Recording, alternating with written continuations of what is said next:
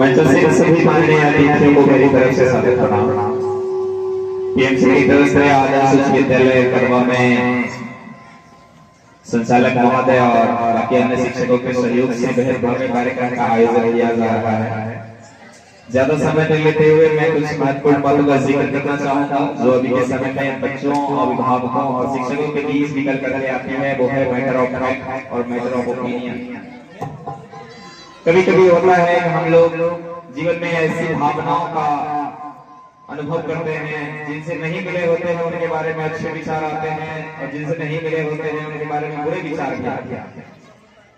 हर बच्चों के साथ भी ऐसा हो रहा है, चाहे शिक्षक के प्रति हो या शिक्षक का अभिभावक के प्रति हो।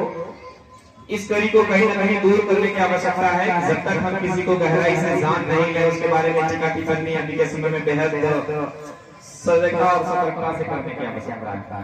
पढ़ाई लिखाई के मामले में ये चीजें और भी महत्वपूर्ण हो जाती है। बच्चे 8वीं कक्षा के बाद 9वीं में जाते हैं तो ड्रॉप आउट हो जाते हैं। इंटर पास करने के बाद मात्र 25% बच्चे ग्रेजुएशन में एडमिशन करा रहे हैं।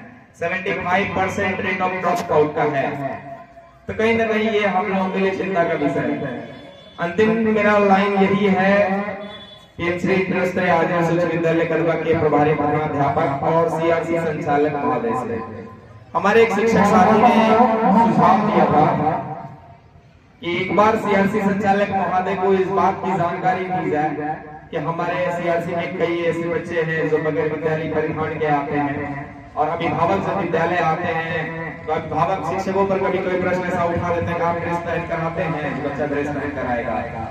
हम संचालक महोदय से अनुरोध करना चाहेंगे आप सीआरसी अंतर्गत 10 विद्यालय के सभी शिक्षकों और प्रधानाध्यापक महोदय से समय समय पर आवश्यक बैठक कर एक ऐसी योजना बनाएं कि 10 विद्यालयों के सभी शिक्षक और